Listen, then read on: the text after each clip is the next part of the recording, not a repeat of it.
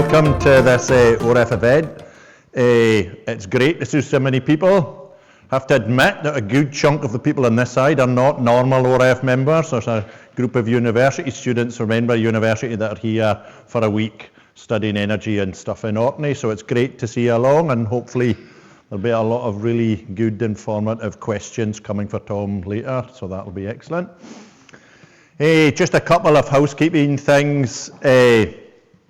This is an ORF event, and our next event is in the 2nd of May, and it will be in Stromness this time. We alternate between Kirkwall and Stromness. It will be in Stromness the next time, where Susan Crumdike, the professor at ICIT, is giving a talk about transition engineering. So anybody that's interested, that will be quite a good talk going on.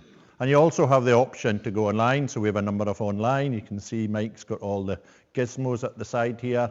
So although we've got a number of people in the room, there'll be a number of people online as well. So, and if you are really taken by this, if you're not a member of ORF already, it would be great if you wanted to join and become part of the ORF. ORF is 25 years old this year, so it's quite a milestone for something like this. We started probably before most of these forums, and we're still going strong, and a good membership, so that's great.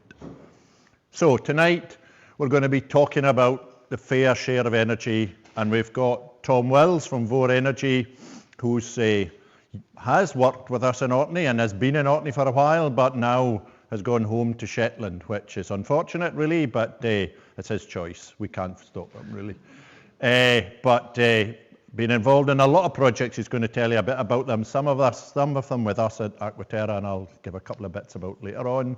But really, he's got a number of slides, so I'll just hand over to Tom, and he'll give the speech, and then there'll be plenty of time for questions at the end. Okay?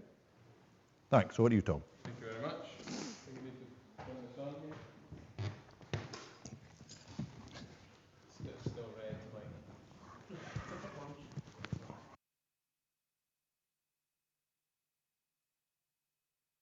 The other one. Okay, thank you very much. Yeah, and thanks for the invitation, and thanks for all coming along. I'm glad the sun disappeared, because I was thinking it was going to be slim pickings if the weather had stayed the same. But it's also good. It feels like you've been bussed in for a protest or something. It's good to have a bit of volume in the room. So yeah, as Ian said, I'm going to talk about some projects that we've done in collaboration with Aquatera. One of them for the Scottish Government Just Transition Commission, which is a commission established by the Scottish Government to look at how to make the energy transition fair, and it's about 16 different commissioners, I think, from like industry, academia, and the third sector, and they basically looked at Grangemouth, Aberdeen, and Shetland as three kind of case studies of the energy transition, and we did a review of energy developments in Shetland and a review of what's happening now, to kind of study, what is a fair share for a community like Shetland experiencing the kind of things that we are. Secondary to that project, we did a scope for Shetland Islands Council, looking at community benefit from renewable developments, onshore wind and offshore wind and hydrogen. And I'll talk about that as well. That second project was in collaboration with Aquatera and Community Energy Scotland. So, I need to do it that way, don't I?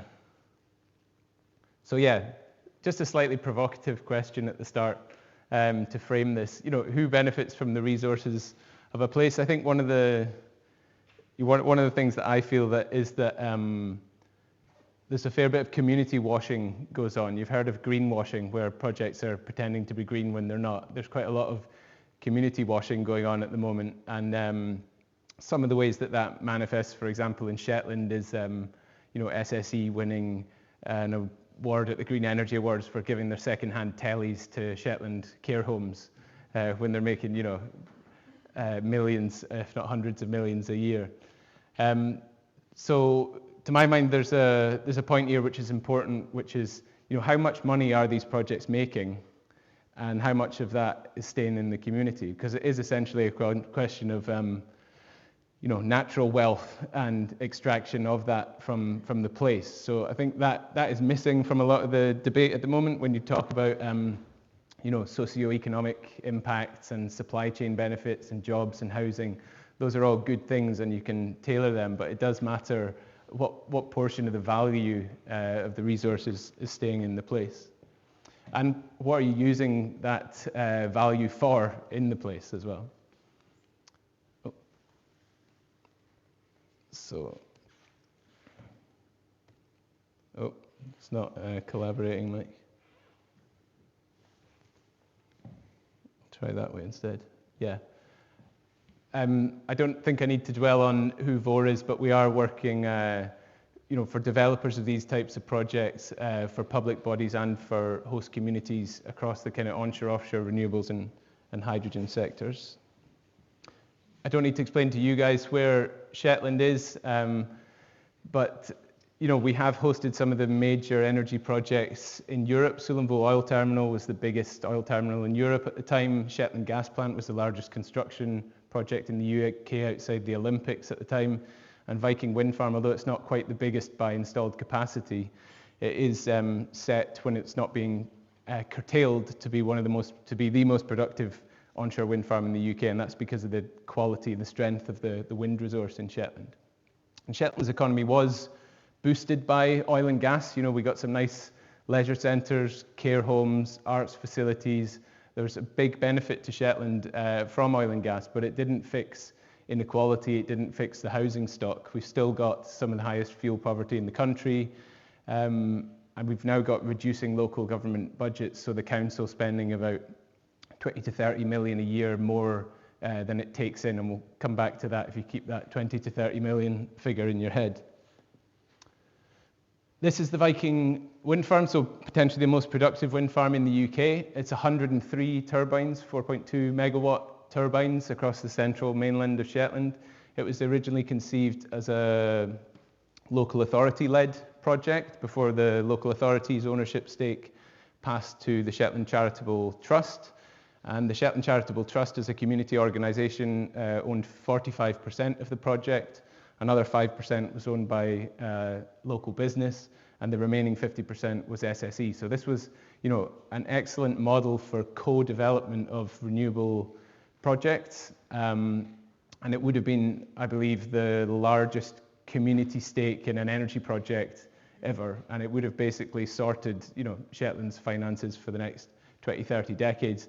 There's a whole story about how that community stake was lost, which I won't get into, but this has ended up as a wholly SSE-owned project, and they're paying the standard amount of benefit, £5,000 per megawatt per year, which is £2.2 million per year.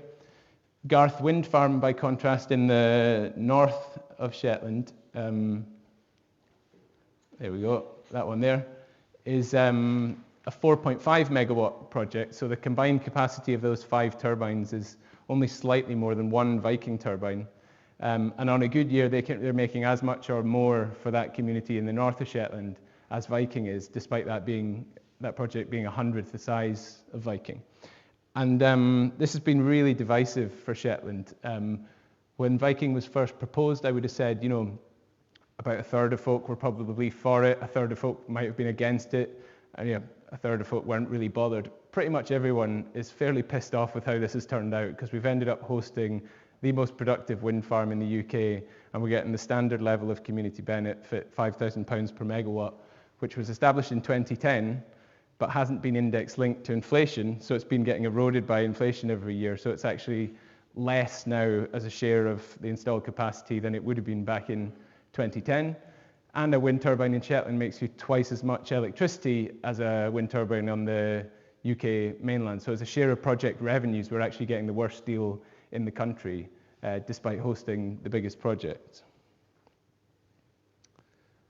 And now there's, a kind of accelerating scale and pace of development going on. So there's big offshore wind projects planned, totaling 2.8 gigawatts of capacity offshore. And this could be, these projects could be transformational for Shetland if we get a reasonable deal out of them.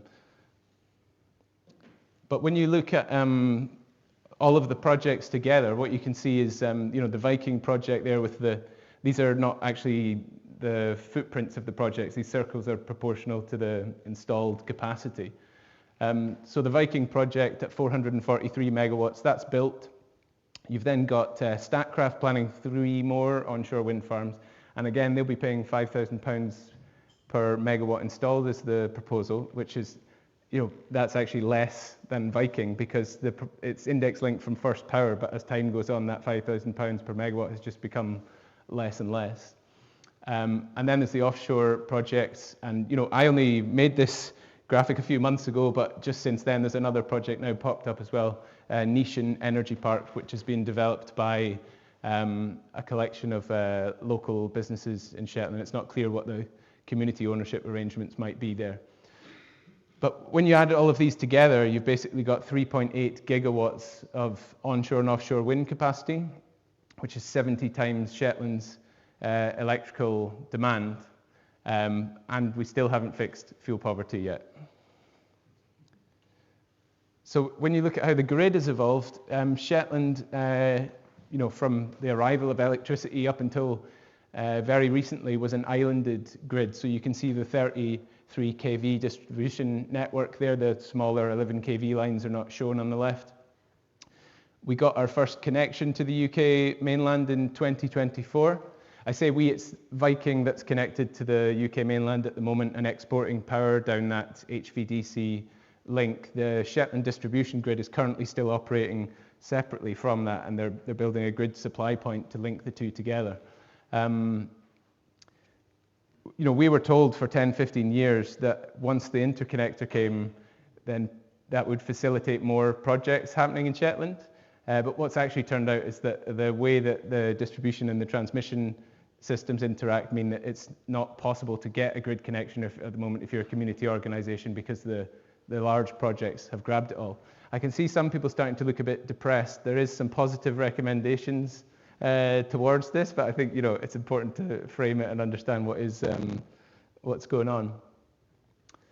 So what are we going to do with this power? We've got the best wind resource on the planet near enough.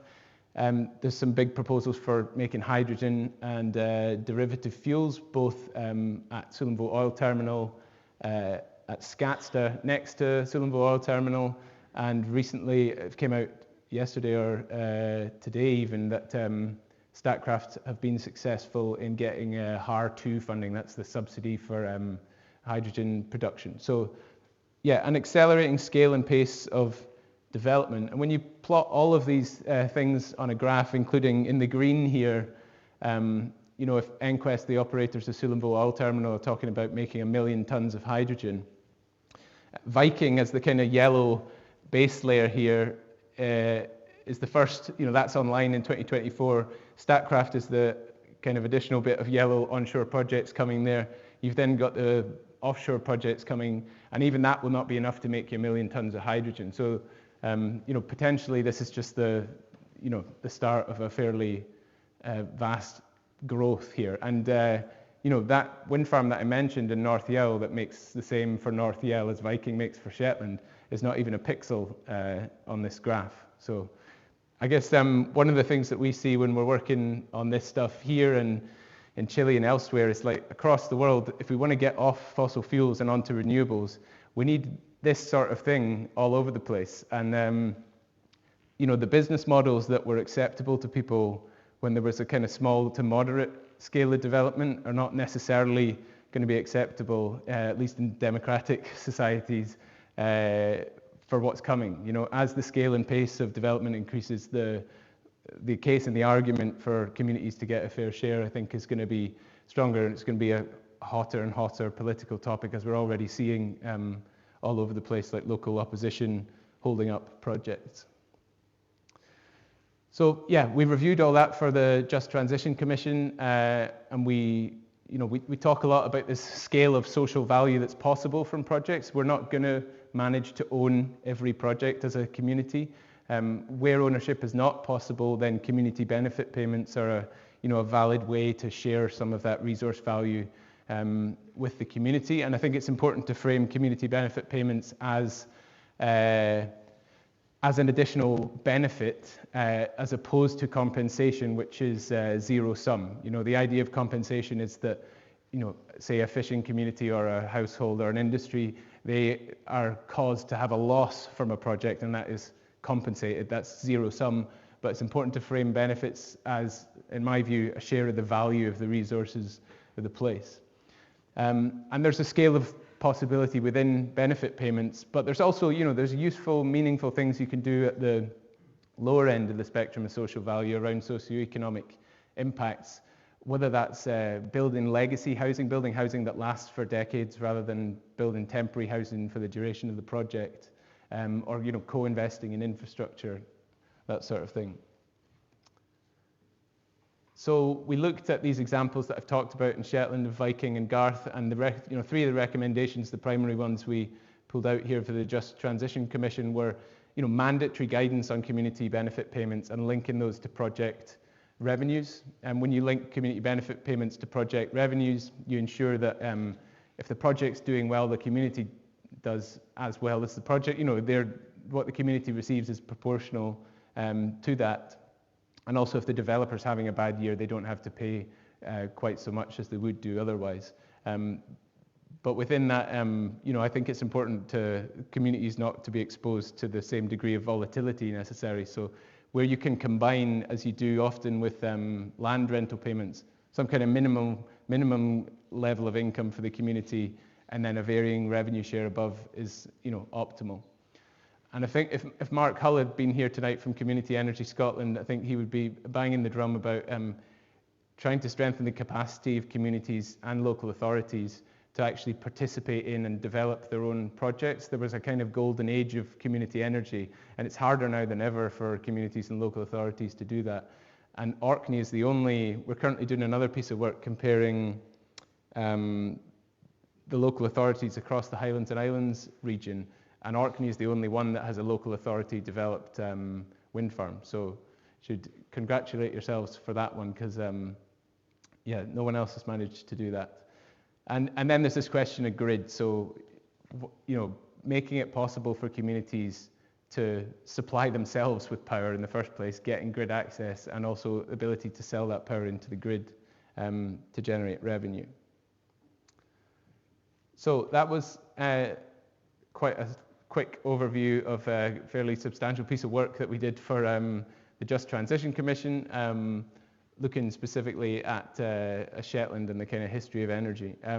We then partnered with Aquatera and Community Energy Scotland to advise Shetland Islands Council on what would be a reasonable, I think the phrasing was an appropriate and viable level of community benefit for the council to aim for. So I was conscious throughout this, it wasn't, what, Tom, do you think is a fair share from these types of projects? It was, what do we collectively think is an appropriate and viable thing for Shetland Islands Council to pursue in their negotiations with energy projects, where those are negotiations, because in order for it to be a negotiation, you need to have some clout or something to negotiate with, which I think local authorities don't always have.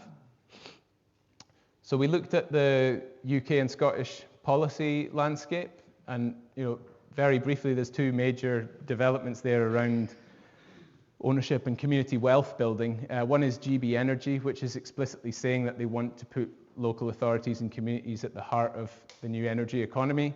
They want communities and local authorities to be owners and important stakeholders in projects, and they're speaking explicitly about shared ownership. So one of the things that we flagged for Shetland Islands Council was that some of the language in here was, arguably more ambitious than some of the council language at that time. Although I think that's been evolving over time. Some of this is, it's government by or it's policy by buzzword. The buzzword at the moment is community wealth building. That might have been called something else in the 70s, but at its heart is this idea that the people should own some of this sector. You've also got National Planning Framework 4, the Scottish Government, which has probably got some even more ambitious language in it than GB Energy's policy, talking explicitly about community ownership, management of buildings and land and assets, and talking about how the planning system should basically, well, I say favour. I think there's this is a complex area of planning because you're not supposed to be able to, buy your way to a planning consent, but at the same time, the planning guidance is being told, look positively on projects which align with community wealth building principles. So,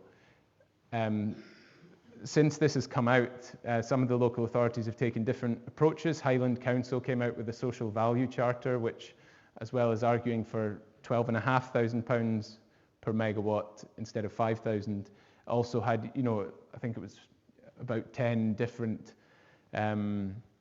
requirements or proposals that they wanted energy developers to commit to around things like legacy housing and putting community benefit into the community, but also into a wider regional fund and opening up opportunities for community ownership. And there was some fairly strong pushback on some of the wording in this and some of the ways that local authorities across Scotland have been interpreting it from, for example, Scottish Renewables. There was a report by Bigger Economics which suggested that 4 out of 5 onshore wind projects in the Highlands and Islands might not go ahead if Highland Council, for example, were successful in securing their share of social value. None of the working or assumptions behind that were made public, but there is a kind of dynamic here, which is that these energy developers, most of them, they're big international, well-resourced, well-financed asset managers, essentially, with big international portfolios of energy projects, some of which are more profitable than others. And yes, if you ask for £20,000 per megawatt or £10,000 per megawatt, or the equivalent in revenue terms, some of those projects will become relatively less profitable compared to other projects in the portfolio of that company, and therefore they might not go ahead. But it doesn't mean that the project itself has ceased to make any sense at all. It just means that that developer might not go ahead with that project. So one of the arguments we've been making is, if a community makes a demand for what they consider to be a fair share and the developer says you're putting our project pipeline and therefore climate action at risk, let's see your numbers. Let's see your numbers. Let's have a transparent conversation about how the economics of these projects stack up. Let's not just use the climate crisis as an excuse for pushing through projects that are not benefiting communities. We've spoken, this is kind of recapping what I said about the different, in the context of the Shetland examples, this kind of spectrum of value from ownership through some kind of participation, whether that's, as Viking, nearly a 50-50, or whether the local authority, if they own the land, they can, instead of just renting out the land, they could potentially exchange that for a stake in the project. You've also got things like crowdfunding, and then at the other end, you've got, community benefit payments based on the installed capacity or based on the actual gross project revenues. Another dynamic here is we need to be reasonably pragmatic. Some of these projects are quite far along, and you're kind of crying over spilt milk by the time you get to this end of the spectrum. The time to get involved if you want to secure ownership and a good deal in the project is as soon as conceivably possible, and ideally get in that project team at the kind of concept origination stage, because what happens after that is a developer identifies a concept, they start defining it, they start throwing engineering resource at it, planning resource, the consents are secured, the project continues through its development stages, they secure a CFD, and finally they get to final investment decision.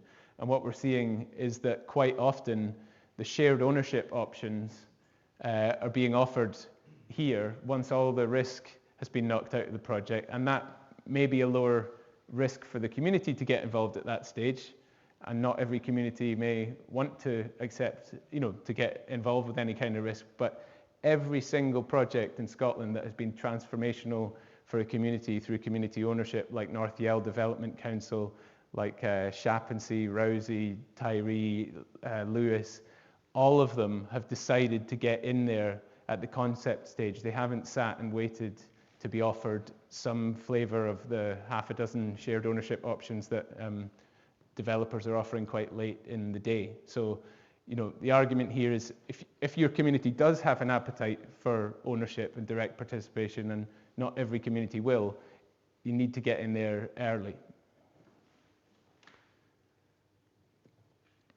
So then we got on to this idea of like an appropriate and viable level of community benefits.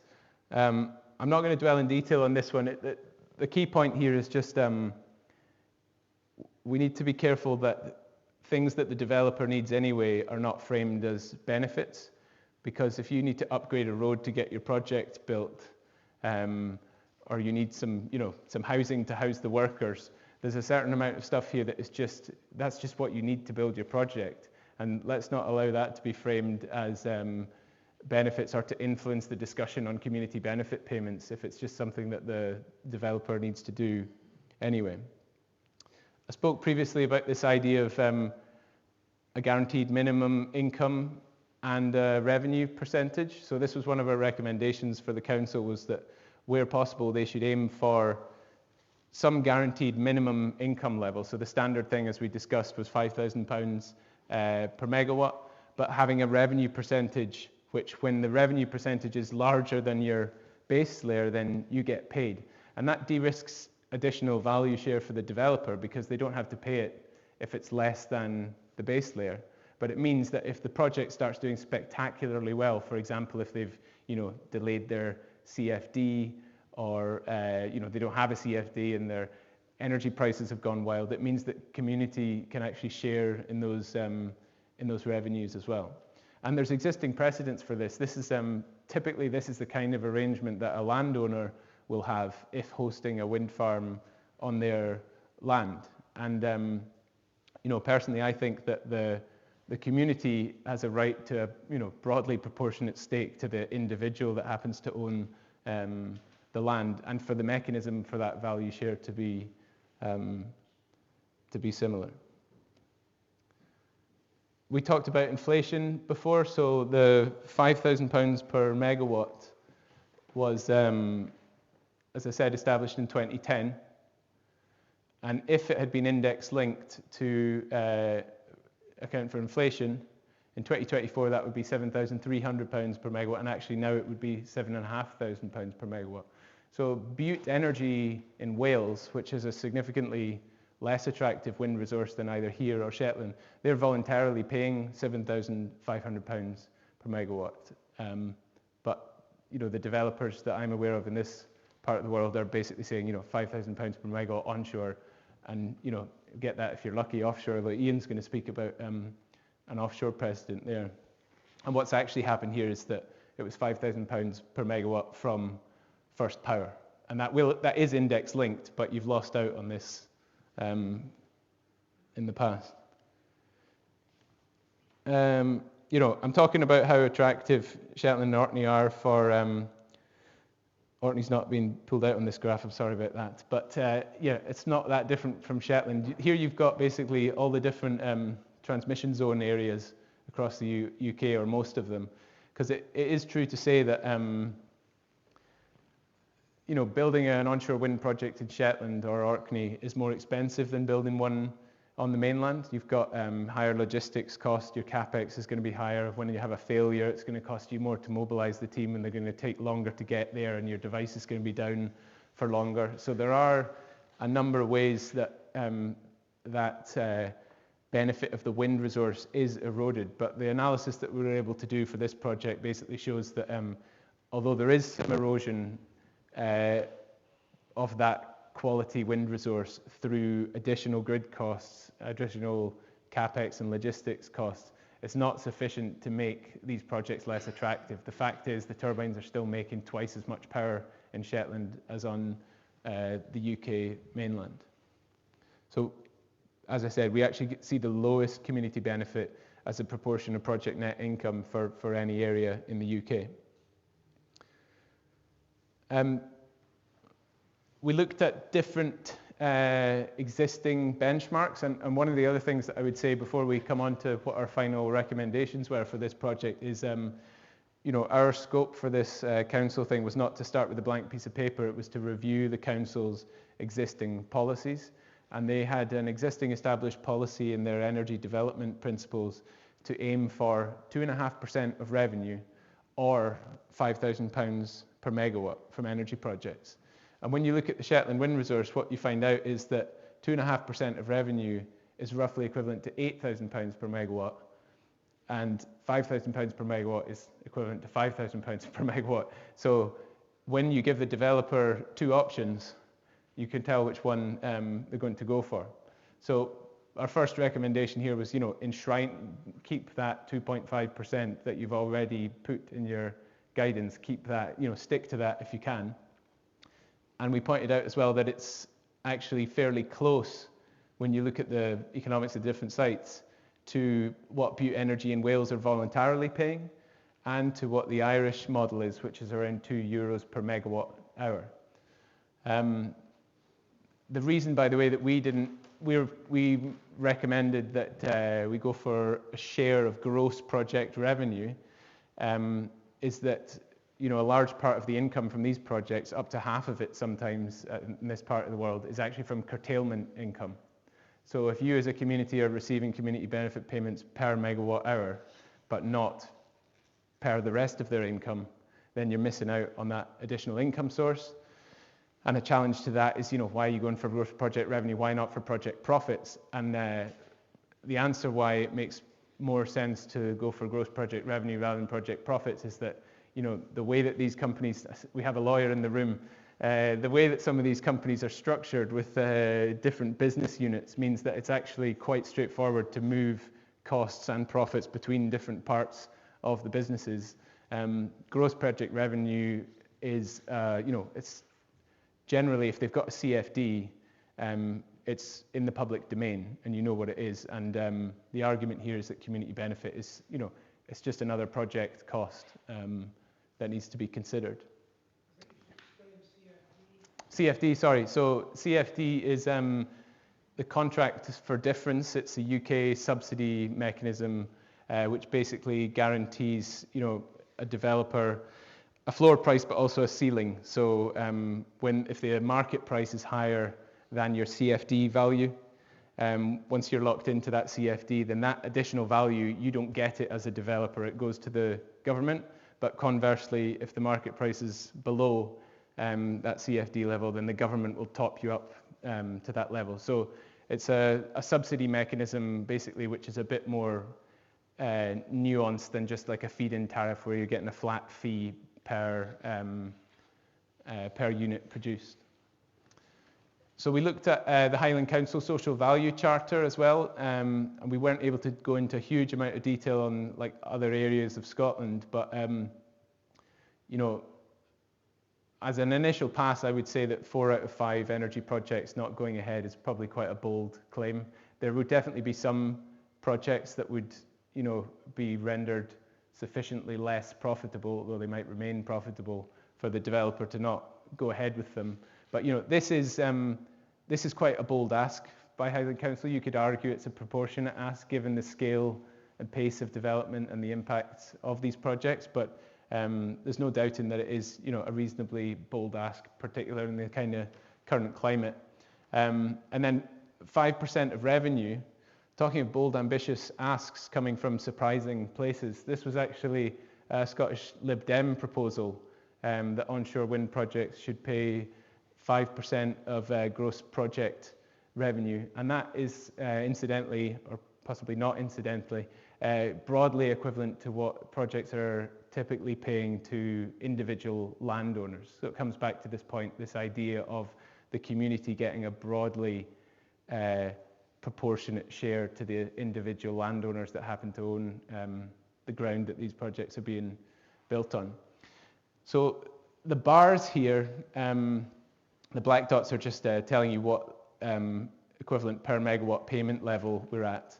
The yellow and the blue bars are basically how much value Shetland would get from the onshore and offshore wind projects that are currently in the pipeline, where they all to be built out and where this level of community benefit to be achieved. So at the end of the spectrum that seems currently most likely to happen, you're going to end up with about 17 million a year. by the time this is all built out, bearing in mind that the offshore stuff's not going to come online until the 2030s, and the council's already spending 20-30 million a year more than it can afford to. Whether or not this money can find its way into the local authority is another question, but just looking at the kind of general financial deficit that a place like Shetland has, then at the other end of the spectrum you're talking about 40+ million a year if the Scottish Lib Dem proposal was to be followed through for onshore and offshore projects, which it's very unlikely to see that happening for offshore projects, but it gives you an idea of the range here. At the lower end of the scale, even if everything's built out, you're not really going to quite plug the gap there. And at the higher end of the scale, you definitely would if it was all built out. The worry at the moment is that we just seem to be around here mainly. That seems to be what we're likely to get in Shetland from these projects. So I'm nearly finished.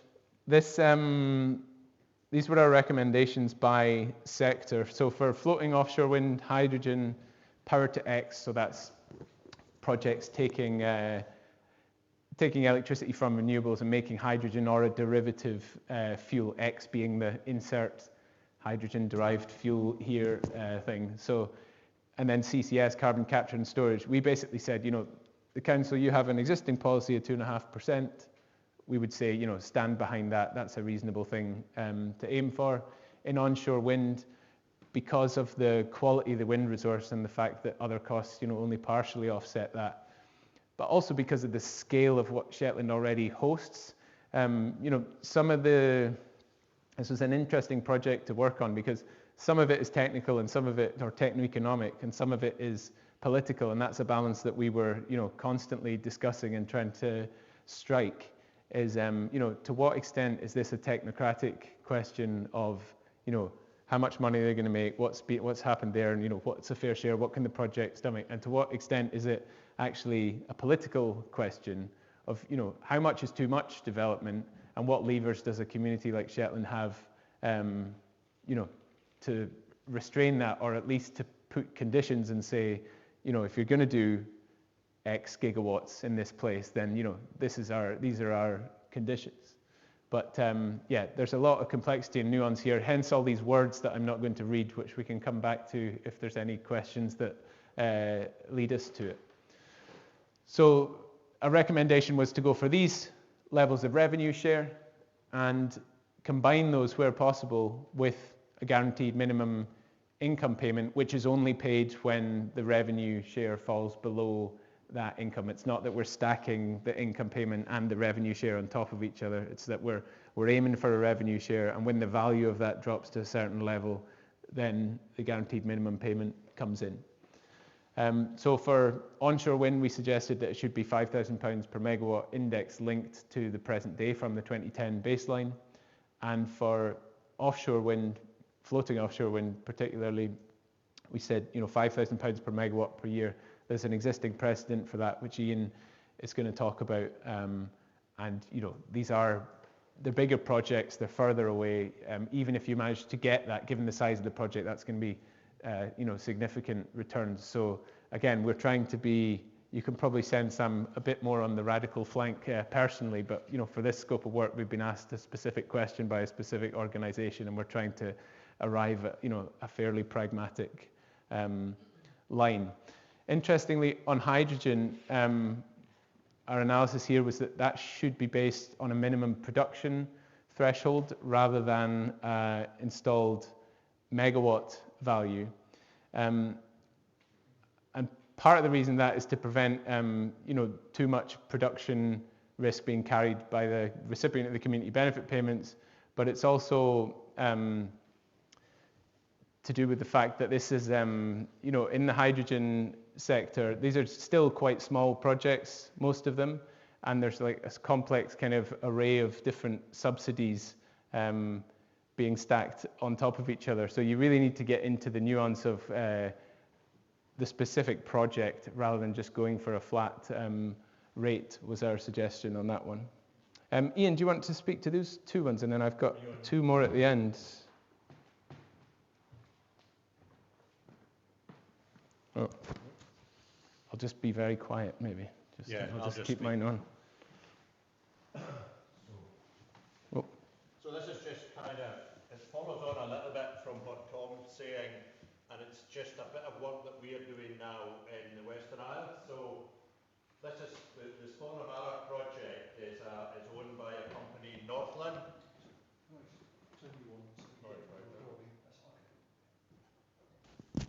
Okay, sorry.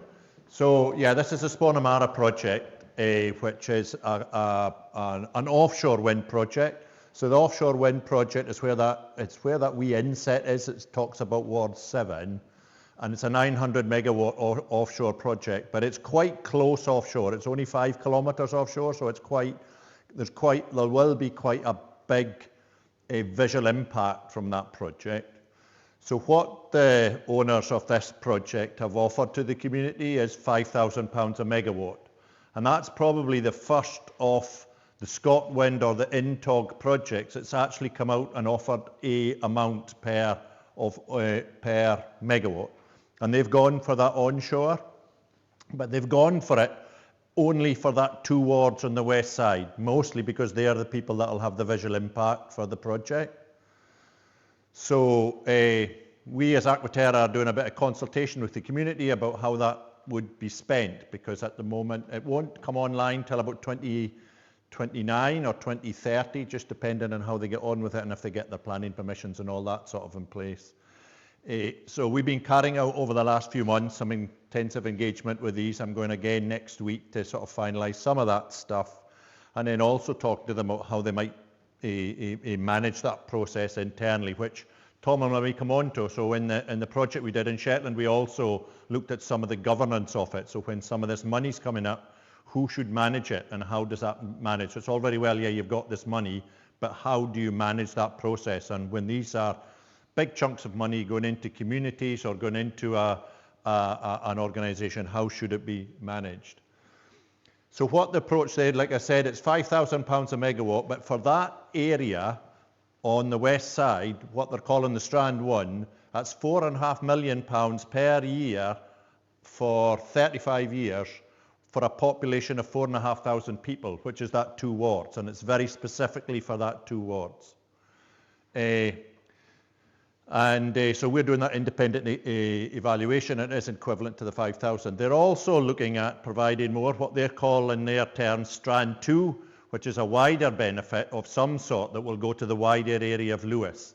It's an indeterminate, it won't be anything as much as that, but it will be, what they want to do is look at ways that they might support projects that are ongoing already. So if there's a Lewis-wide house insulation project, they might put some money into something like that. So they're looking at these kind of projects. We haven't quite finished this yet, so it was going on. But I think it throws up a couple of things, and some of the things that we found in the Shetland one, like I mentioned earlier, is how they're very interested in how a community is going to manage that project. Because there's some people in the community that is mad against the farm itself because it's so close and it's huge. It will impact that west side of Lewis quite dramatically. There's others in the community that see it as 4,500 would be housing, have fuel poverty issues, these sorts of issues. So that it is dividing the community a bit. And then once it's there, these are very sharp lines. You know, the 2 wards, the 2 council wards are very sharp lines. What happens if you're just outside that and you don't get a house? You know, if there's a subsidy for a house or a subsidy for something else that's coming from this fund, it could end up, you know, with quite a lot of social issues, even though there's lots of benefits. So, yeah, so it's quite interesting when you're speaking to people about that and starting to actually have to deal with the area. It is quite early that they've come on and done that, and so for Northland themselves, I think it's quite good that they've come out and said something, because vast majority of other wind farms haven't.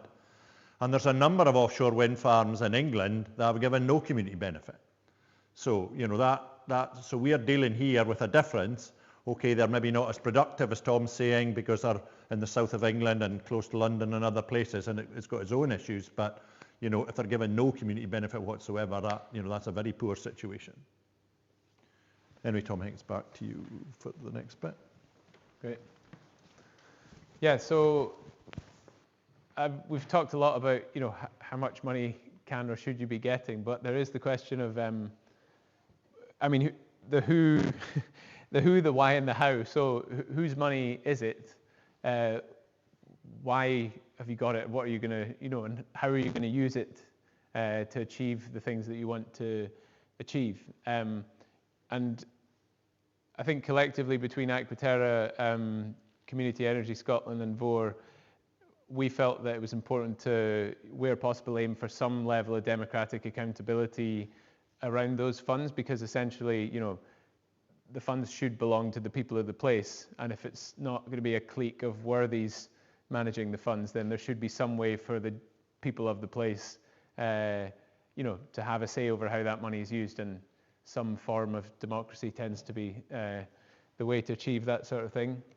So we looked at the different, this is probably not legible at this scale here, the different possible destinations for community benefit funds in Shetland. So the ones that we looked at were Shetland Islands Council itself, the local authority, Shetland Community Benefit Fund, which is already receiving the Viking Energy wind farm money, the possibility of a new energy trust, which could be a community interest company with membership open to all residents in Shetland, a local action group, which is, it's a group set up to handle some of the EU money, like the LEADER funds, and other, community-led local development program funds, and that's made up of 1/3 public official rather than elected representative individuals, 1/3 private, and 1/3 third sector, so charities. So it's not democratic, but it does include a broad section of society. There then is the Shetland Charitable Trust, which was the repository for the oil money in Shetland, and that was originally to some degree democratically accountable because councillors sat on that trust, though there was a bit of a tussle with Oscar, the UK charity regulator, which led to the councillors no longer being trustees on that. So that's no longer a democratic organisation. And then there's the possibility of a local electricity discount scheme, which personally I quite like the idea of, and that is basically where at the end of the year you go with your electricity bill to the developer and they give you a discount off that bill, so it's direct to the consumer. And I think to my mind that seems like quite a reasonably straightforward, proven way to actually tackle the thing that you hear so often if you're a person who ever goes and knocks on random people's doors for any reason. The thing that you hear most often is, how can it be that we're hosting these massive energy projects and I'm still in fuel poverty, or I'm still spending this much on fuel, or my house is still cold? Like, how can that be, And, personally, I'm quite fond of that one. But there was a number of, a workshop and a number of conversations that we held around these different options. SIC is an interesting one. Local authority, that is the most directly democratically accountable organisation that we've got. The reason why the oil money didn't go there from Shetland oil terminal was because there was a risk that would be clawed back from central government. So if the finances of the local authority start to look healthier as a result of revenues from oil, or in this case renewables, there's a fear that would then lead to the central government grant being reduced, either explicitly or implicitly happening. If you ask local people in Shetland, where do you think the community benefit money would go? Unfortunately, I say unfortunately from my perspective because I'm a fan of democracy, but I would wager a majority of folk in Shetland would be, well, keep it out of the council's hands. And that, it's more a function of, I think, that's not a dig at any particular council, but I think it is it's worth reflecting on why that is the case. And I think essentially local government in this country has just been eroded for years and years and years. And we compare how local government works in other areas of Europe, they have less cash, less clout, and the status of local government in general has been eroded in this country. Daniel and I, my business partner, have been to the Islands in Finland, and we've had a lot of meetings with people from Faroe, and it's pretty embarrassing. And when you look at how functional their democracies are, and the fact that people are leaving school and university and getting fired up to go and work in local democracy, whereas here the pay's gone up recently, but generally it's a majority of retired folk. Nothing against retired people, but I think it should be possible for a single parent to become a local government representative, and for that income to be sufficient for a young family or whatever, and it's not really the case at the moment. So it's not a dig at them, it's just a reflection on the state of local democracy. But that might not be the most popular thing, and there's reasons why not to put community benefit funds into local authorities, although Highlands Council have explicitly, I don't know how exactly that one's going to be set up, the regional fund, but they have said that some of the money should go to the community, which is the direct host community, and some of it should go to a regional fund. The Shetland Community Benefit Fund is somewhat democratically accountable because the trustees of that are basically nominated by the community councils. So for those of you not aware, the levels of democracy we have now that we're no longer in the EU, the levels of democracy we have in the UK are, there's the Westminster Parliament, there's the Holyrood Parliament, then there's the local authority, which is like Orkney or Shetland Islands Council, and then below that you've got the community councils. So I live on an island of 400 people, and we have one community council, and our community council nominates one representative to be on Shetland Community Benefit Fund, and that fund then disperses money from the Viking Energy wind farm to every community council in Shetland, but they give more to the community councils that are closest to the project. And I think that's also a good model. There's also the possibility of a new energy trust that I talked about. We've got organisation fatigue in Shetland. I don't know what it's like in Orkney, but it feels like creating yet another entity is not necessarily the way to go. The local action group, it's fair to say this was, I think, the council's preference, and that has proven itself capable of managing these funds. I think the council actually does the administration of the money, but the voting on where that money goes is done by public, private and third sector representatives on that group. Shetland Charitable Trust does a load of amazing work with the oil monies, and they're actually quite popular in Shetland, but it isn't at all democratically accountable anymore. And so there's complexity here, there's nuance, there's benefits of one over the other.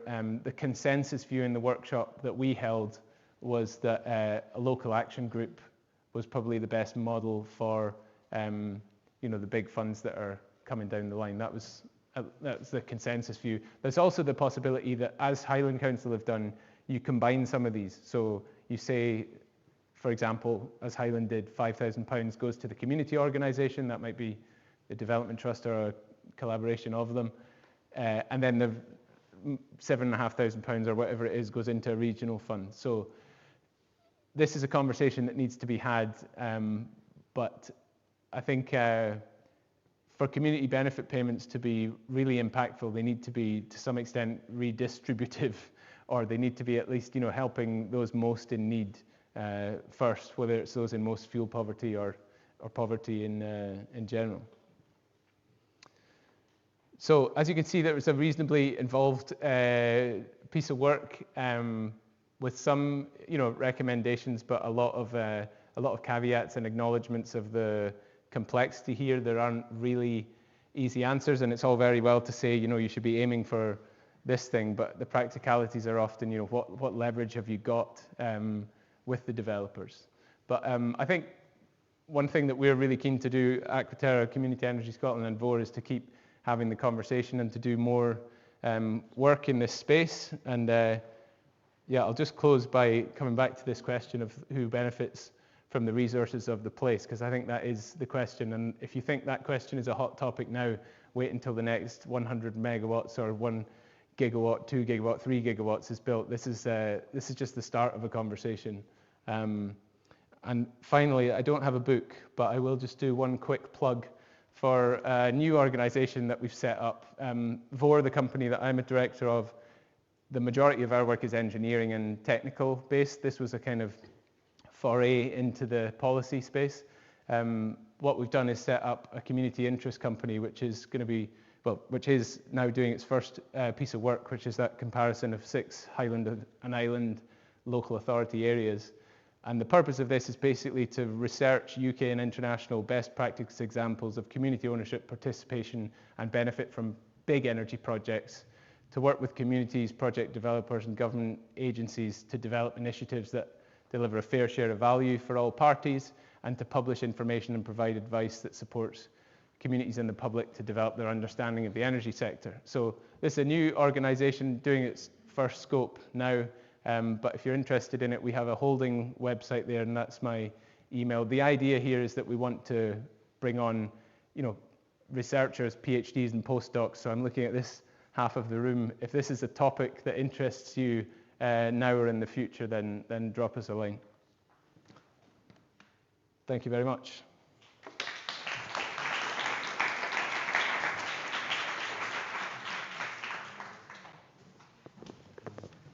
Are we sitting down, or are we No, speaking? you have to stay up and you have to answer questions now. So thanks very much, Tom. A lot of food for thought, hopefully, for all of you there.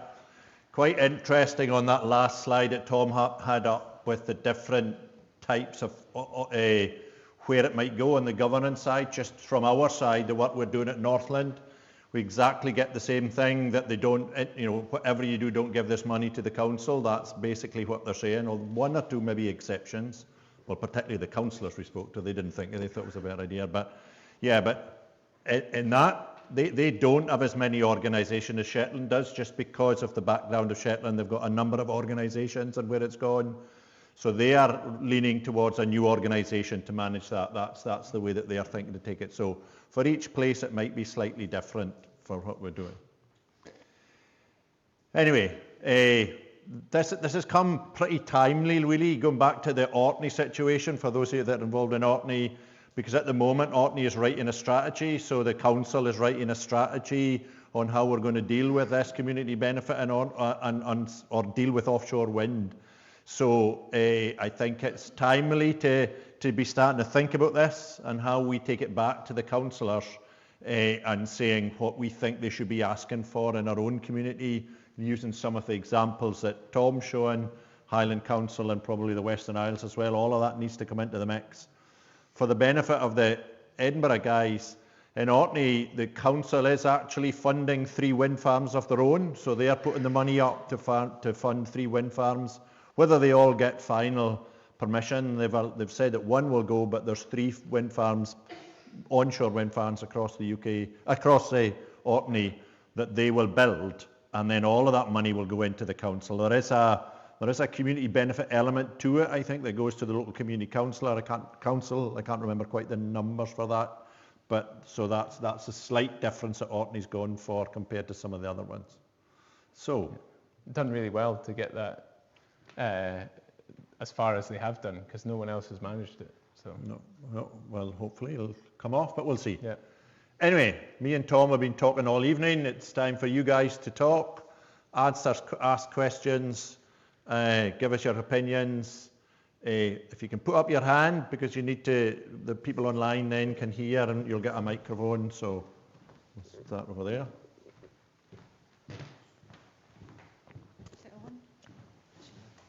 Okay, so that's really interesting, thank you. I was just wondering, with the disparity across local authorities of what people are asking for, is there any scope for collective bargaining for local authorities to get together and deal with the likes of RWA, Statkraft, to establish a flat rate for Scotland and say this is what we want as Scotland, and don't divide and conquer? Just wondered if that were a possibility. Yeah, so the first scope that we're doing with Equitable Energy is to review the approaches of those 6 local authorities, but it's also to write a template response for the Scottish Government's consultation on community benefit payments, which closes, I think, next week, at the end of next week. So that's the immediate thing. If anyone in this room wants to email me at Tom at equitable.energy, I can forward that response and you can submit it yourself. I think there's definitely a role for that. The thing that to think about from the developer side, the thing that they say, and from the Scottish Government side, is that if the Scottish Government was to bring in mandatory guidance for community benefit payments and the rest of the UK was not to do that, then you're putting Scottish generation projects at a disadvantage in the UK-wide subsidy auctions, because if a developer in Scotland has to pay whatever it is, say it's £7,500 per megawatt, that's then subsequently going to be reflected in their bid price for the CFD subsidy, and basically all the Scottish projects that have to pay that are going to have to put in a higher price in that auction for subsidy, and it's going to mean that projects from outside Scotland are more likely to secure the subsidy. So really what this means is that there needs to be UK guidance on mandatory levels of community benefit, which is a harder ask. And the best that we can probably hope for from the Scottish Government is something similar to what they've had already, which was, good practice guidelines. And that good practice guideline was £5,000 per megawatt, but it's never been mandatory in Scotland, and they'll struggle to make it mandatory, I think. But there's no reason why they can't go for a more ambitious good practice guideline. It's just that the developers will then say, well, how come we have to do it, but English projects don't, We've got more wind. Well, there you go, yeah. So we've got Mung first and then we've got Neil online, so we'll go for Mung first and then Neil. I think that's the order. Thank you. Somebody some microphone. You need a microphone. Yes. Well, should we take that one this first? Or Oh, well, okay, so she's got the microphone. You go for it first and then Mung, okay? we'll come to you, yeah. Yeah. So did I hear you correctly when you said that 1/2 of all the revenue from the Shetland wind farms, the Viking project, was generated from curtailment income? It's roughly around that, yeah. Because this morning I asked Ian why I was having a very difficult time finding curtailment data and why companies aren't, willing to report it. It kind of sounds like it's not in their best interest to report it. If they're making tens of millions of dollars and they're not community-based, then why would they report that back to the community? Is that the reason? Can you speak more to how they're even generating half of their income from stopping what they're supposed to be doing? So, curtailment payments do make sense at a sort of national level, because if you were to wait for all of the grid capacity to be in place before building any renewable projects, that would slow up the whole transition in general. So I think there is a case for curtailment payments, but it's just that in Shetland it just looks completely dysfunctional as a system because they're off so much and they've been getting paid so much. And I confess one of the things that's on my list of homework is to try and understand how that market for curtailment payments works. Right, because I didn't really quite understand that. It's a bit of a black box to me. I'm hoping to find someone who can explain it to me properly. But the thing that's really interesting there, there's an organisation called the Renewable Energy Foundation who are quite kind of strident on this, and they do have some information on there about curtailment payments. But one of the interesting things is, there was a national news article about the amount of money that Viking was getting paid in curtailment payments. There was then a statement from Keir Starmer, the UK Prime Minister, saying that this was absolutely shocking and needed to stop. And within fairly short order, the market prices for curtailment went way down. Don't know if it's causation or correlation. I don't know enough about that market to actually explain to you how it works. But I think generally when something seems that complex, it may just be because there's a whole lot of jargon and obfuscation. It shouldn't be that complex to explain, but I certainly haven't managed to understand it properly yet. Great, thank you. Okay, Mung and then Neil. Yep. Yeah. Thank you for the wonderful talk. And I'm Meng. So my question is that there has been a lot of successful community cooperative projects for the inshore winds and for the solar panels. And what do you think is the availability of community cooperatives for offshore wind farm? What I mean is that it doesn't need to be entirely owned by the shareholders, which open to local community, but it can open, for example, 20% of the share to local community members, where they can purchase a share, for example, 1 pound fair share and a minimum 1,000 pounds, or minimum 100 pounds and maximum 100,000 pounds, something like that. And you allow local community members to put their money and invest in the offshore project, and they get 5 to 10% minimum yard return per year. And what do you think of that? Because I think recently with the Energy for All established a decade ago, there has been more and more community-owned cooperative for renewable energy project, typically for onshore wind and for the solar panels that are occurring. And what do you think this model can work for the offshore wind farm? Maybe not for, but partial participation. What do you think about that idea? Do you want to go, Shelley? No, carry on. Yeah.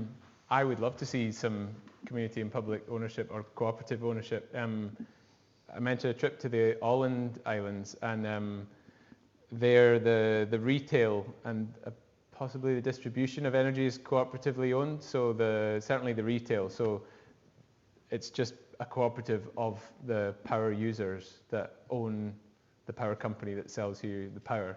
The distribution is maybe local authority owned, and the generation is actually private, but they tax it adequately at the kind of municipal level.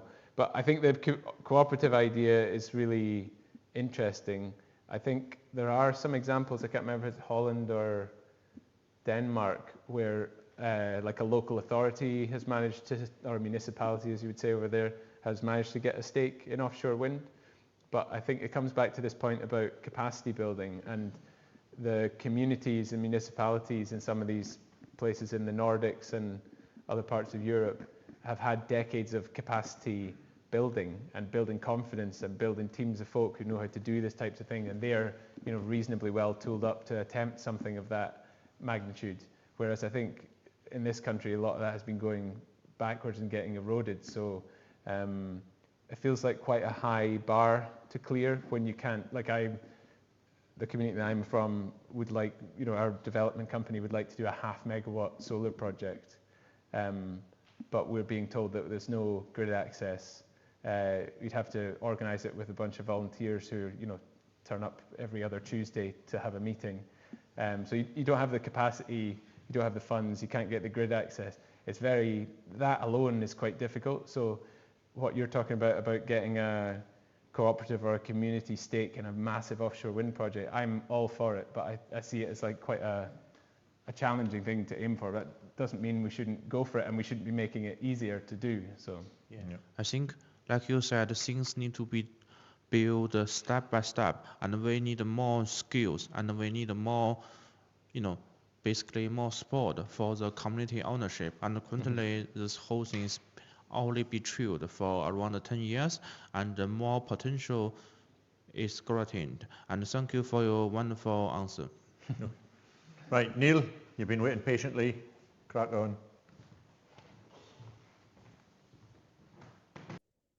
Right, sorry about the delay, guys. And also, sorry I couldn't be there, Tom. I really wanted to be there for this one, but can you hear me? Okay, fine. Yeah, so really sorry to not be there today. I'm going to mute at this end, hold on, in case you're getting feedback. Right, so hey, thank you originally for tonight. I'm sorry I couldn't be there. I've got a stinking cold, which is not a souvenir I wanted to give you with when you leave Orkney. A couple of bits. One, I've looked up that consultation actually closes on Friday. This Friday, it's the 11th. So if you do feel fired up by Tom's talk, and I think people should, then I've put the link in the chat, but it is on the Scottish Government website, and I think it'd be a good idea to chip in on it. The other thing I just wanted to observe is I think your table at the end of the options for putting the money through different people was very telling. And I would suggest that the compromise point you came to does make a lot of sense. There is a real danger that if you have very small organisations and small groups, and suddenly you simply parachute far too much money onto them, there's a real danger they don't know what to do. And the individuals, you can get very strong individuals in a very small group that can actually take things off in a very odd direction with a lot of money. And I think that's potentially dangerous. So I think the idea of some local government role with some degree of democratic oversight makes sense. And frankly, smearing it around a little bit is a good idea. It's worth, if people haven't seen it, there's a really good talk on the 1974 Orkney Act, which specifically sought to do just this thing, but for oil. It's the same as the Shetland Act, very slight differences. But that established a fund that the local authority has, although it is often misrepresented as the local authority's reserve fund. It isn't, it's an oil reserve fund. And I think the idea of setting something up at a degree of arm's length makes a lot of sense, but it needs to have the public sector ethos in the middle of it, I would say. So anyway, look, thanks for doing it, Tom. And I also urge people absolutely read the Voar report, not just because it's really informative, it's also exceptionally well written and engaging. So thank you for doing all the work in that. Thank you. Good. Thanks, Neil. Yeah, crack on. Hi. Thank you so much for your presentation. It was amazing. Absolutely loved it.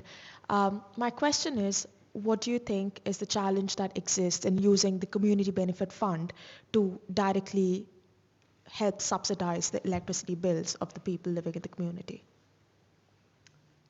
To subsidize fuel bills, the fuel bills. Reduce the electricity bill cost of the people using the community benefit fund. Yeah, so there's been a lot of talk in Shetland about the Shetland tariff, and that's the council in particular has been advocating quite strongly for essentially a special electricity tariff for Shetland. The kind of Voar house view is that that's probably not the best thing to be aiming for, because it requires like a sort of national policy. You need to engage with Ofgem. It just feels like, the reason why people are in fuel poverty in Shetland is because, it's not actually because of the price of electricity, it's because of the volume of electricity that Shetlanders are using, because the wind is wheaking all the heat straight out of their house. So my personal view would be like, we need to insulate every take community benefit money and insulate every home so that people need to use less electricity. That's going to take a long time to do.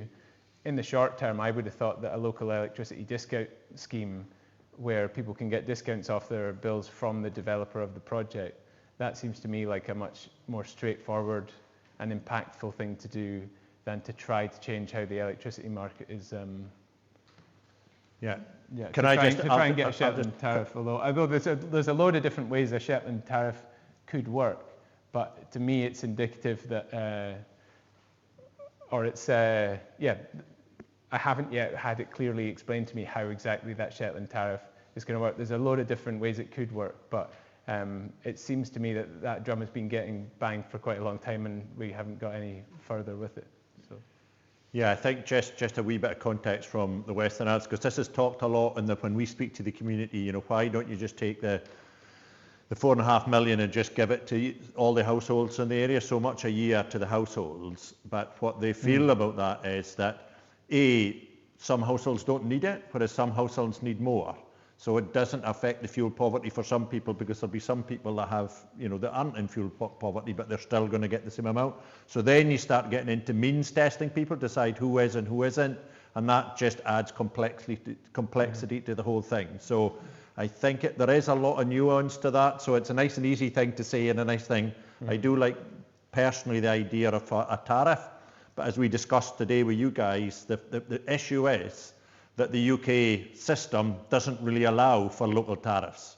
And I'm sure Robert will give us chapter and verse on that if you want. You can see him shaking his head, but you can't do that. If you offer a tariff here, you would have to offer it outside unless there was a change to the regulation, and that would be, as you're saying, discussing with Ofgem. There's also the whole zonal pricing, zonal nodal pricing debate, because that would arguably fix fuel poverty, but it might also mean that some of the projects that are off Shetland don't get built because they would become less profitable, essentially. Yeah, we've got one here. had one for a while, hand up. So Jess, you've got it, so you've got the power of the Perfect. mic. Hello. I've got 2 questions, if that's okay. My first one is, how much has the Scottish Government's proposed community wealth building legislation factored into or improved community ownership of renewable energy projects, if at all? It's a very good question. I think it's warm words at the moment and not... yeah, am I being uncharitable? I'm just testing that. But yeah, I think, the things that are holding back communities doing that is capacity building. And there is actually the CARES funding has been renewed this year. The Community and Renewable Energy Scotland funding is coming through again, so that's a positive. And that will help build capacities and support communities to, do feasibility studies and develop projects. That's good. There is talk of space being reserved on the grid for community projects, and I know Community Energy Scotland are advocating now for what they call a price guarantee. So you can argue what the difference is between a price guarantee and a tariff, but I think as far as the messaging of it goes, we've moved on from tariffs to renewable obligation certificates to contract for difference, and now Community Energy Scotland saying we need some level of price guarantee, because basically they need the capacity to do the project, they need access to the grid, and they need some level of certainty that they're going to be able to sell their power. And at the moment we've got a bit of the first and not much of the latter two. Okay, and my second question is completely unrelated, but do community-owned wind farms, or are they properly prepared for the decommissioning that will eventually need to happen for wind turbines? I know sometimes there's talk of repowering, but if it's a partial repowering, it's not going to last forever, and if it's a full repowering, they're going to have to put in a new turbine. And because onshore decommissioning is not regulated in the same way as offshore, when we were looking at the planning consent documents or EIAs for onshore wind turbines, most of the community-owned ones really defer decommissioning planning until a year before the project is supposed to end. And I guess a worry is communities might not be properly prepared for the cost that's going to be involved in decommissioning. And then if they are liable, but they're not able to afford, the decommissioning of a wind turbine, who does that fall to? Would it go to the local council? And would that impact the potential future ownership of other community-owned wind turbines if we begin to see in a trend that some communities can't afford or aren't able to decommission their turbines? This was a hot topic. Well, I think it was the name of the event. A few weeks ago, Community Energy Scotland held a repowering event where decommissioning is very much framed as like the thing that we don't want to do. But how do we repower? And the graph that they put up for the UK minister was basically just showing a bit of a cliff edge. So if there isn't support for repowering, then a lot of these projects are going to turn off and then end up having to get decommissioned. But I think that's, Community Energy Scotland is pushing quite hard for support for communities to repower. Thank you. Julie? Jerry. Guys. What's that? Okay. Oh, yeah. I was just curious why there's such a difference between the amount of community benefit that you get from a land-based wind farm than a sea. It seems to be that there's maybe a bit of a lack of understanding about how valuable the space in the sea is to people on the islands. Yeah, it's a fair challenge. Again, as I said, we were asked a specific question for a specific organisation that was needed to be an appropriate and viable response. So I think this is something we talk about a lot, is the fact that, in Shetland, unlike a lot of places, we still have a fishing fleet that is overwhelmingly owned by local families. And so if there's an area of the sea, the economic utility of that area of sea passes from a group of local families to an international asset manager, then that is, a bit of a more stark unfairness than it would be if it was a company already fishing in those areas. The fishermen are pushing, and we're doing a scope for the moment, at the moment for the Shetland Fishermen's Association, looking at the likely impact of, when EnQuest say 1 million tonnes of green hydrogen, how much sea space does that mean, and what's the likely impacts, and conceivably some benefits if they're getting paid to sit over cables, although that's not what any fisherman wants to be doing. So the reasons there's a number of things at play, as in with most of these topics. One is that, you know, they are further away from folks' homes, but there is, it's an economically active area. Does that put you in the area of disturbance payments during the construction phase and compensation payments during operation? Is it more of a zero-sum game, so there's a value there that's going to be lost and that needs to be compensated, or is it a question for community benefit? There's also this point about, you know, to what extent is this a techno-economic question? To what extent is it a political or moral question? Depending on where you are, then you might come to a different conclusion. But, you know, there's a precedent. The one precedent that we have for a reasonable level of community benefit from offshore wind is in Spior na Mara, west of Lewis, and that's £5,000 per megawatt, whereas the existing precedents, again, if we're doing a scope for SIC, we're looking at, you know, what are the other local authorities doing, and you've already got Highland Council banging the drum for, you know, £12,500 per megawatt. So, and you've already got, you know, I would say a majority of folk in Shetland would feel that's enough big onshore wind farm projects now, thank you very much. So again, that's a reason for turning up the dial a bit on the onshore wind, but, you know, it's fair to say this is not an exact science. And another thing about the revenue share is that these offshore wind projects, if you look at the subsidy that they're going to receive compared to onshore wind, it's far higher. So actually their gross project revenue is going to be really high because they're getting a really high subsidy, but their project margins might actually be smaller because it's high risk, early stage technology. So there's also that to consider. If you go for the same share of revenue, but one of them has got a huge revenue but is actually less profitable, then yeah, there's definitely it's a good challenge, put it that way. But there's probably other things, but yeah, that I could speak about. Robert next, is it, I think, and then. Yeah, I'll get to, there's a couple of hands up in the room and then we'll come to Martin. Robert? Yeah, the one observation when you're talking about electricity prices, and I take on board that our climate's as much to do with the fuel poverty as price, but given that we are paying some of the highest electricity prices in Europe at the moment, in the UK. In the UK, yeah. It's difficult now to see that we need some sort of market reform there.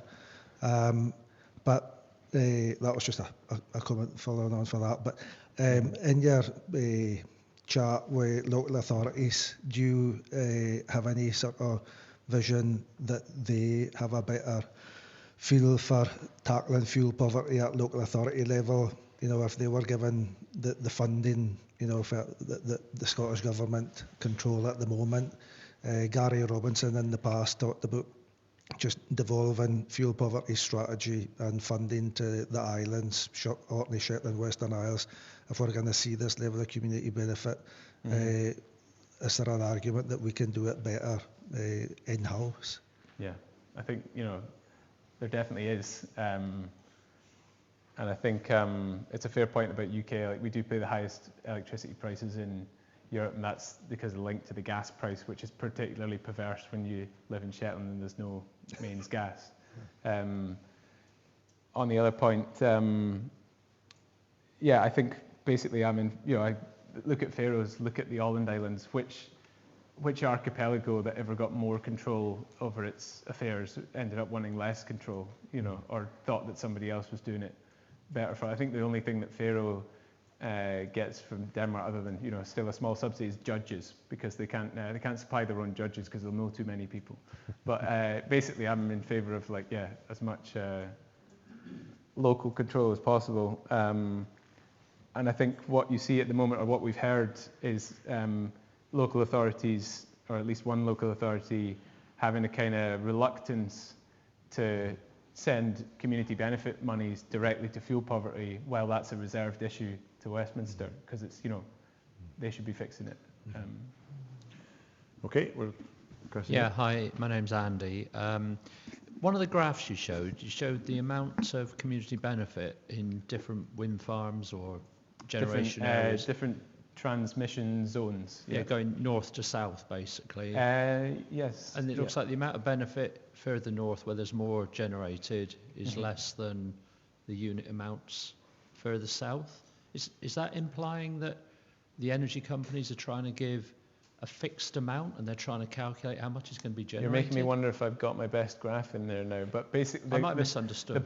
The key point here is that if you get £5,000 per megawatt, so for each of those transmission zones, there's an average capacity factor, and there's they're basically electricity grid charges, and we made some broad kind of capex opex assumptions. But the main point that we're trying to make in that graph is that as a percentage of the income of the project, the £5,000 per megawatt is smallest in Shetland, because those projects are making more money than anywhere else because it's windier than anywhere else. And although it's windier than anywhere else, some of that gets eroded by the fact that you're paying higher grid charges, and some of it gets eroded by capex and opex costs being a bit higher. But essentially, even after all that, we're still getting the lowest portion as a share of the value in community benefit payments. And is that sort of implying that the aim is to give each community a fixed amount, and they're trying to do that to come out with an amount rather than letting people rack up how much they get as a community? I think it's just like a function of I don't think they're trying to do that. I think that's just the way it's ended up. Like basically you're paying higher transmission charges further away from the centres of demand. But the community benefit payment that we assumed for that graph was just flat £5,000 per megawatt. And then we were just showing that that's actually a worse deal in Shetland than it is somewhere else. Yeah. Okay, well, Martin, are you? Oh, he's on mine.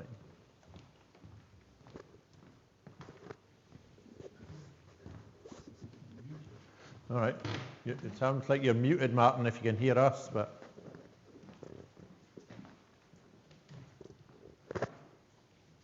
Hello, can you hear me now? Sorry about that. I'm having a right job, but oh dear. I'm not sure what's happening here. I'm hearing myself coming back about a second later. Anyway, I'll ask my question. When you were talking about the amount of energy from Shetland being more than anywhere else, did you take into account anything to do with the advantage that Shetland has, is that the high power output in Shetland doesn't necessarily correspond with the high power output from wind farms further south because of its geographical location?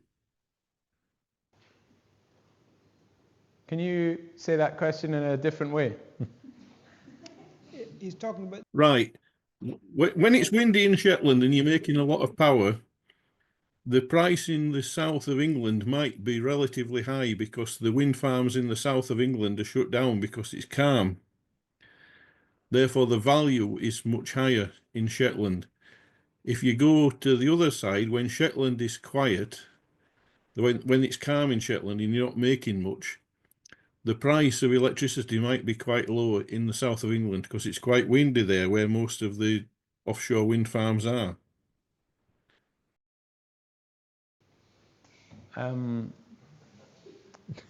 Yeah, you've stumped us, Martin. Both of us are scratching our heads. What he's saying is there's a reason to distribute your wind farms. So Shetland is a good place, not just because it's windy, but because it's a long way from London. Well, so it gives you that flexibility. Yeah, I mean, there's another whole argument here about zonal and nodal pricing.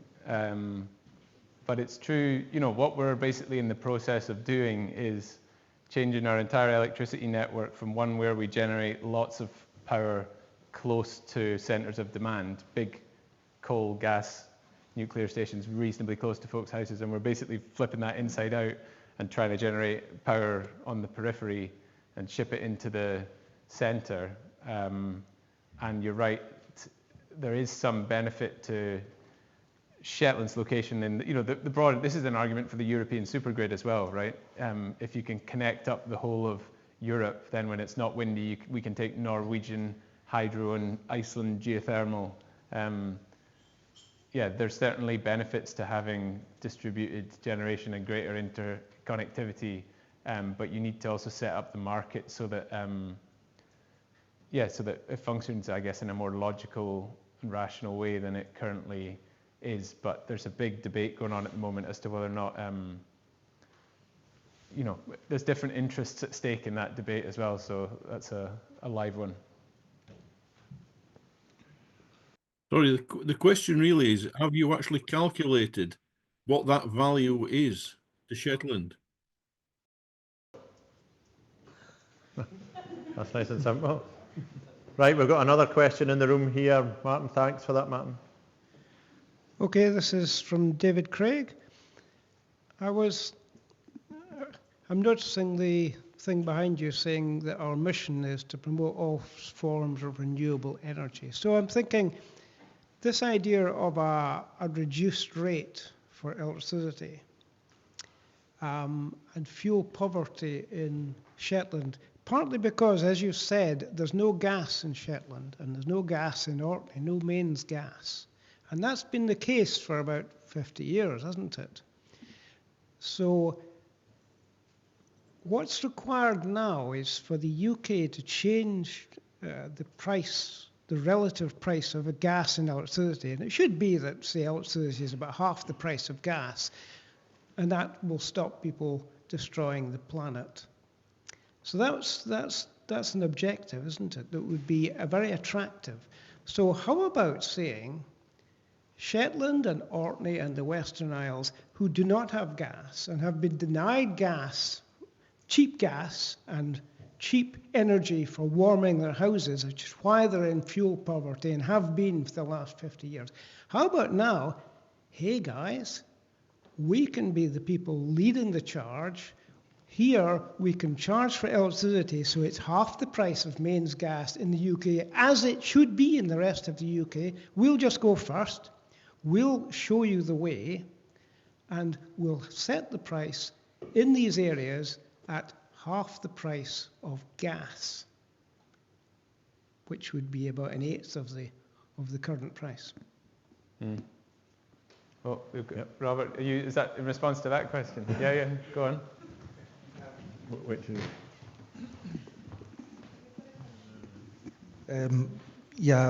We've been lobbying as a group in the Highlands and Islands, housing associations, the Fuel Poverty Action Group, for a gas equivalent tariff. And I think the Scottish Government Minister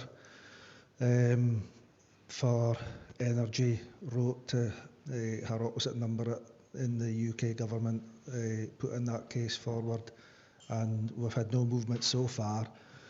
And more worrying than that, when we're talking about trying to shift the price of gas and electricity or reverse that or equalise it, whatever, the Climate Change Committee's 7th carbon budget that came out just recently, one of the 7 key recommendations in that was to reduce the price of electricity by taking the tariffs, these green tariffs, whatever you want to call them, off electricity and put them into either into general taxation or putting them onto gas.